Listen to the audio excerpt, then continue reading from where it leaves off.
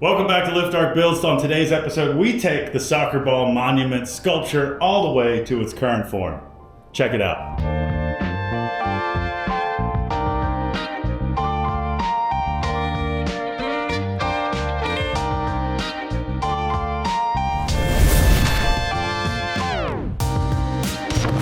Okay, so we skipped over this part in part one, but how is it that you fabricate a metal soccer ball? Or in geometric terms, a truncated icosahedron. Thanks, internet. Well, that's the second thing I Googled, was how to make a truncated icosahedron in Fusion 360, which is my chosen form of dumb 3D modeling software. And thankfully, I found a dude on YouTube called Christian Lahome. His video, Truncated Icosahedron, Fusion 360, Geometric Workflow, was rad. Turns out, basically, you can create a sketch that sort of bifurcates the ball and operates on a single plane that you can extrapolate 3D geometry from. And because Fusion 360 is parametric, meaning an origin sketch that you use to create 3D geometry, if altered, will then automatically alter the subsequent 3D geometry. You can change literally the dimension of one line in this sketch to change the entire size and scale of the finished product. It's a wild workflow, and it was hilariously simple once you just draw some triangles and squares, basically. Truncating something means to cut it off. So basically the icosahedron would be the shape resulted if these pentagons were not cut off. If all of these were able to come to a point, that is the icosahedron, and truncating it is cutting off all those vertices, which is how we got here. The more you know. You know? That's cool. So I learned that, and now you know that. Yeah. And I'm sure everyone in this office is tired of me saying truncated icosahedron, but damn it, it's cool, and I'm gonna keep saying it. This was version 1. This one Aaron and I made as a proof of concept. What we did was I looked up a flat pattern for a truncated icosahedron. By the way, this describes the perfect way to search for things on the internet. The first thing you need to learn how to do is to figure out what you're searching for. Once you find the specific terms or whatever you're searching, once you define what it is you're looking for specifically enough, then finding it becomes way easier. So once I had the name of the shape, that was the key that unlocked the entire process. So I looked for the flat pattern, the unfolded version of a truncated icosahedron, which we found here. So they become manageable pieces at that point. And then we moved into taking those pieces, once created, went to the box and pan metal brake and folded them up but anyway, for those that are interested in that, that's how we did it. That's how we got here. And then we just took this and scaled it up. And obviously finished it to a higher degree of finish. This is not stainless. This was just some cold rolled, and you can tell it's not stainless because of the way it is. Yeah. And guess what? You're about to watch Aaron do the finishing work right now. What he said. Back to the shop. Yep.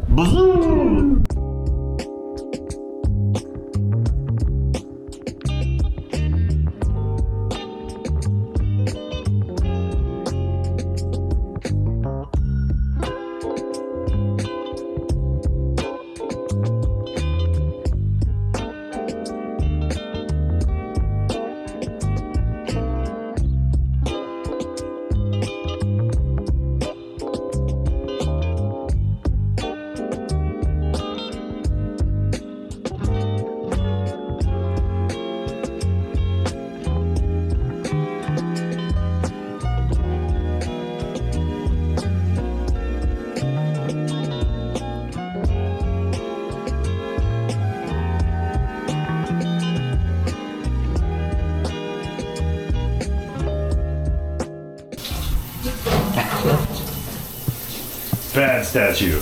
Bad.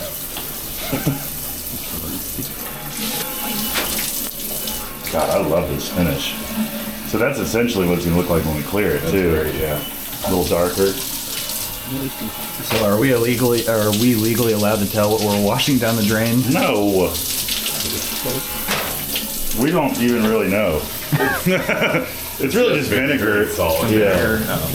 We're trying Nothing that no restaurant isn't dumping in. Oh, it large smells like quantities. vinegar, yeah. Yeah. So the rust promoter was a mixture of vinegar, salt, and hydrogen peroxide, all, over the counter available.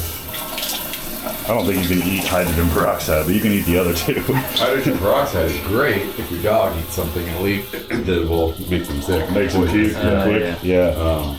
Yeah, it'll make them laugh it up. Dang, that looks great.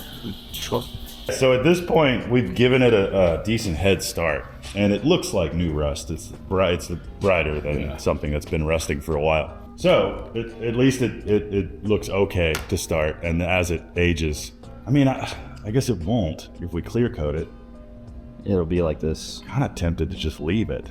Let's see what happens when it dries. I love how this looks. That is clearly where all the mill skill is fully off. Mm-hmm. But also the way that it did dry with that kind of pooling down there, that's going to continue to happen regardless, just because that's a flat surface that's going on. And all that corrosion will work its way down. Right. This thing looks amazing, by the way. Thank you. Once it's on there, I'm going to do just a little bit further, but it's pretty much, it's like 98% before it's gone. That's too big. Way too big. Dude, it feels Still almost that. The smallest is the best. Yeah, I agree. Okay, so we have a refreshed plasma table, and the first thing I'm going to cut is these plaques for our soccer ball monument project. It's essentially going to be floating over this hexagon here, and stood off about an inch, and the plaque itself is going to be an enlarged version of that hexagon. So what I have mapped out is two different size plaques. Both of them are smaller than that, but they have the same pattern of bolt holes that we will transfer into the ball. So no matter which plaque we go with, they'll be able to bolt into the same holes. So I'm going to cut out a test piece right now out of this 16 gauge stainless, just to make sure that I've got the size of the hexagon right and that the bolt holes are going to work in the ball. And if they do, then I'll cut out these two different size plaques. We'll clean them up. We'll set the ball on the stand, and we'll figure out which size plaque we like. And then we'll go about cleaning that up and bringing this project to the finish line, because it is almost done. But let's cut some plaques.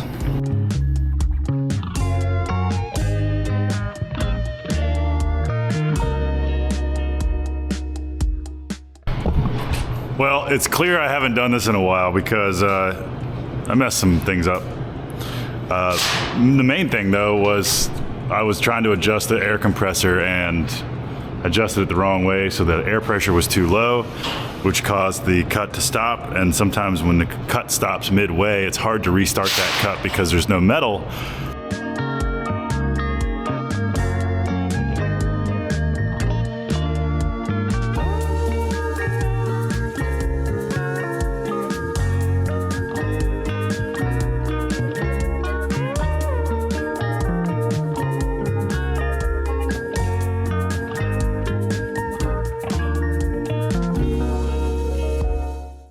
Okay, so hi, me again. If you haven't seen the video where I found out some significant problems with our air system, it's right there. That happened in the middle of this project, and as a result, I had to throw away several iterations of this plaque, the main plaque up top, and then I ran out of a certain thickness of material. We figured it out. Point is, everything after we fixed the air system was way better, cutting way better. It turns out a highly precise piece of equipment such as this machine requires, well, what it asks for, dry air. So go watch the video.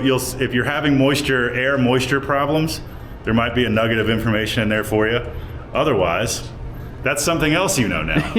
Back to the project.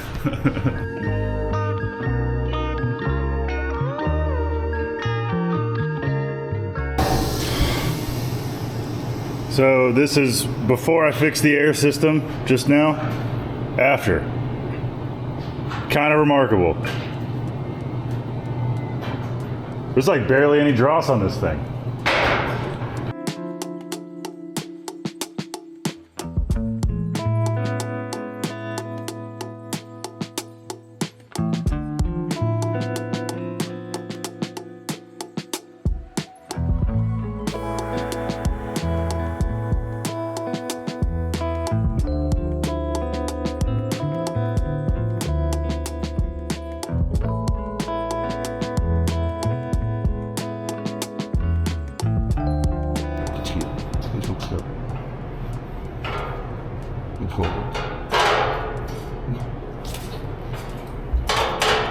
Yeah, that's pretty good.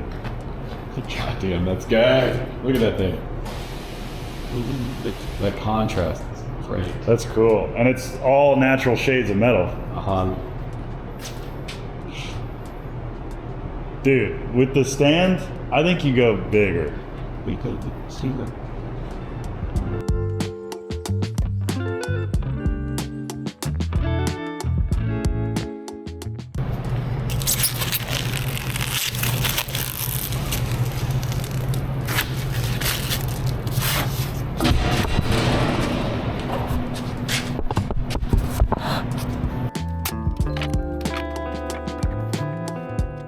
Well, this is my only piece of brass, so let's see if this works. Looks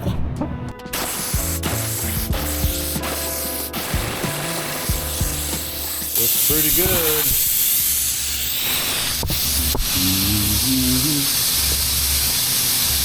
Go behind this.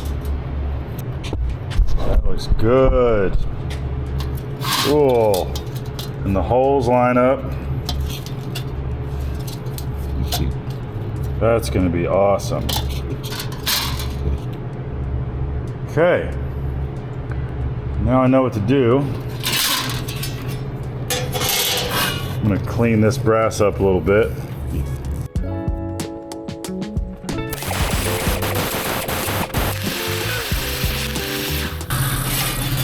Lovely.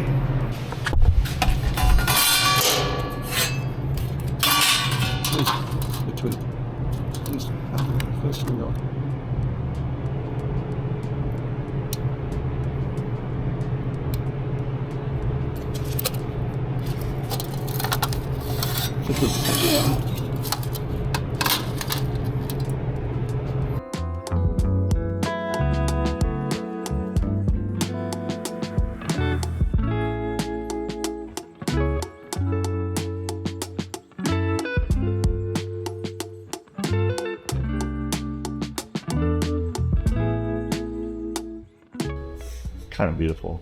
It is. Like if it didn't have a plaque on it, I would say leave it.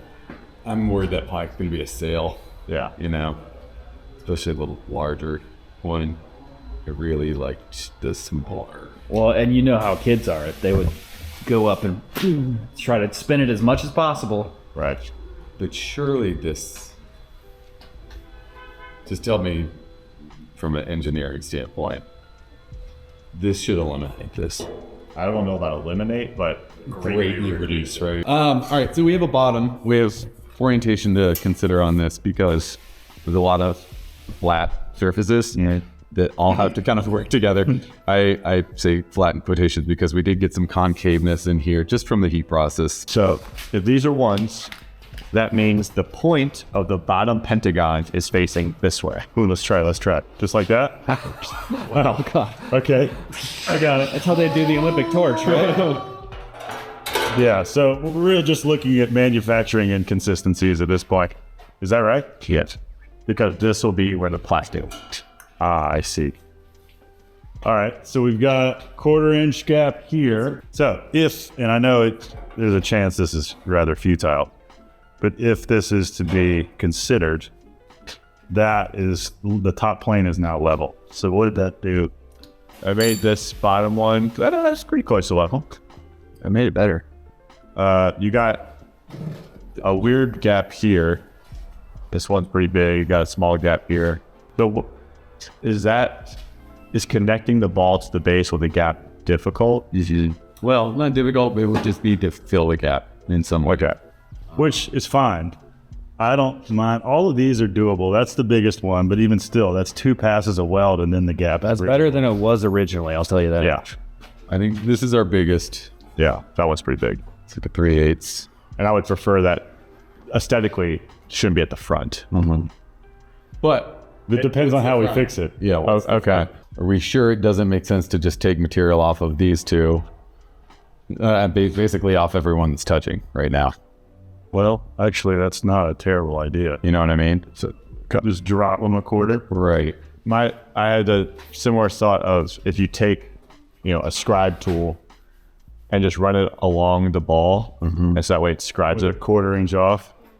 Whatever matches the biggest gap. And the good part about subtractive versus additive is that we don't have to refinish. Right. What could possibly go wrong?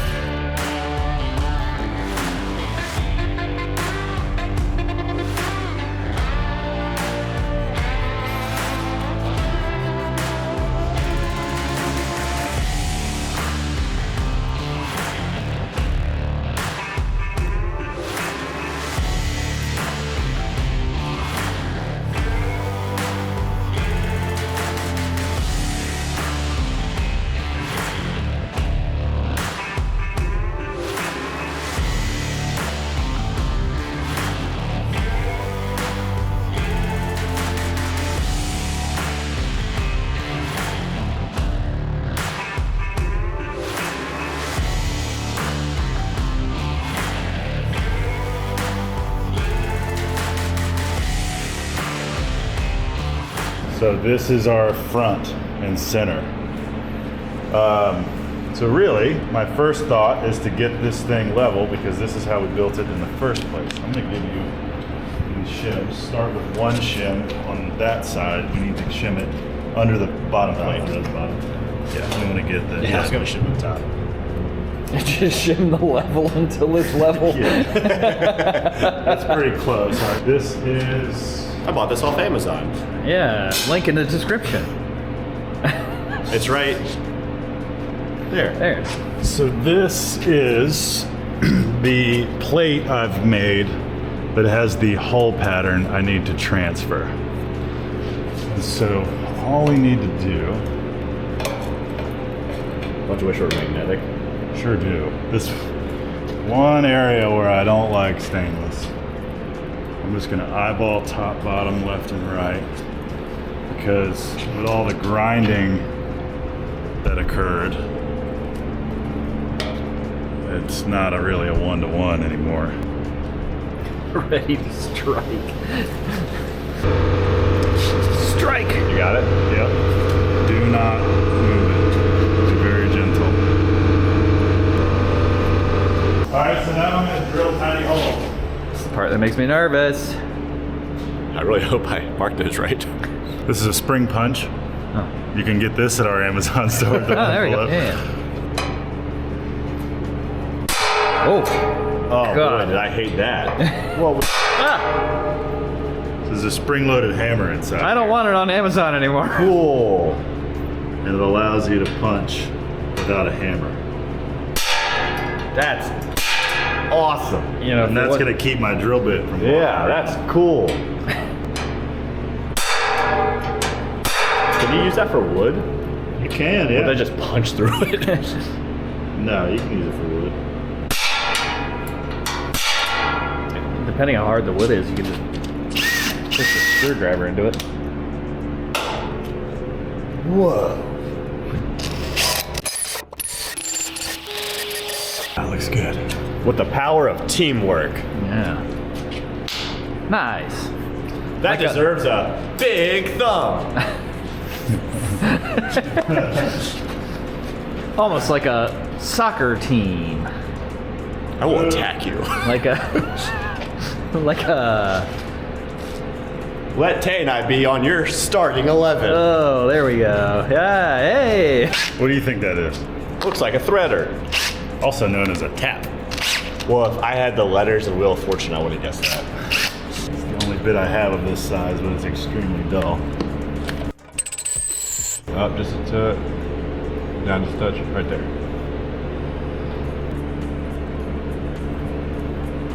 I'd love to know how my eye does perpendicular-wise. Yeah, right. We have our screws, we have our standoffs. Okay, Spike, are you ready? Yeah.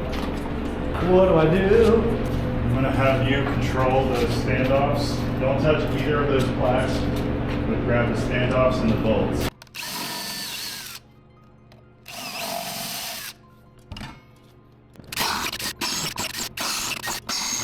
That brass looks really nice with the stainless.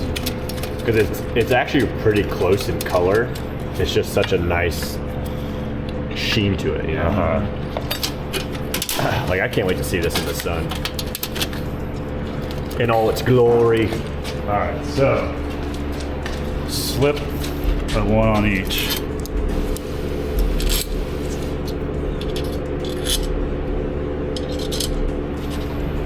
There she goes. It's going. There she goes. Yeah, I don't think the plaque is too big. Yeah. That looks awesome. Great. Yeah, dude. That looks so good.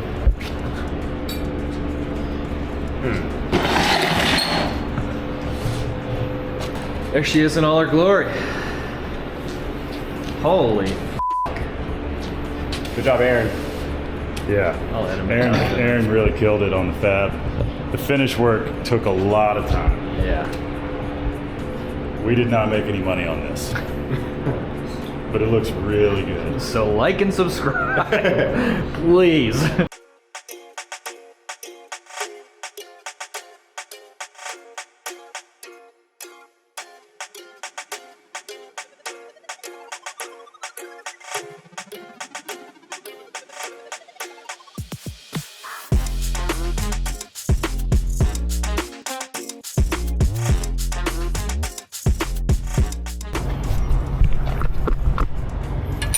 It's in there, Walker. We put the metal in the, thing. It's in there. It's right there. Spike's doing it. Doing the other thing. Don't tell Walker. How would he ever know?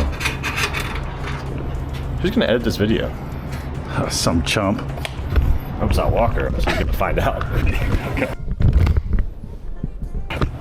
All right.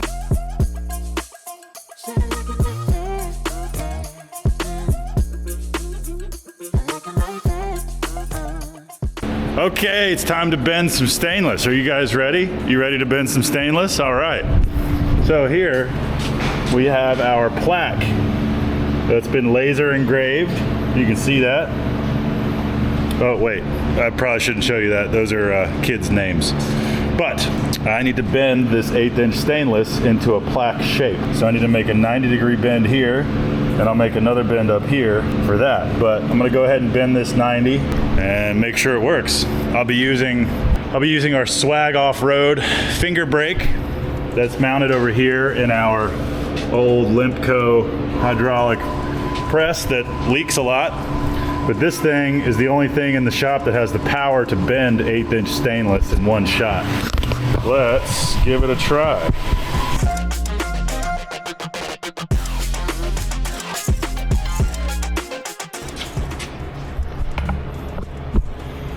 So I was actually able to bend it a little past 90. I was shooting for 90, but that's okay. So that would work there. And then we just bend it halfway up, bend it back a little bit. So now I'll mark out for that. So 7.5 is my number. And I'll just bend it a little bit, crank that piece back.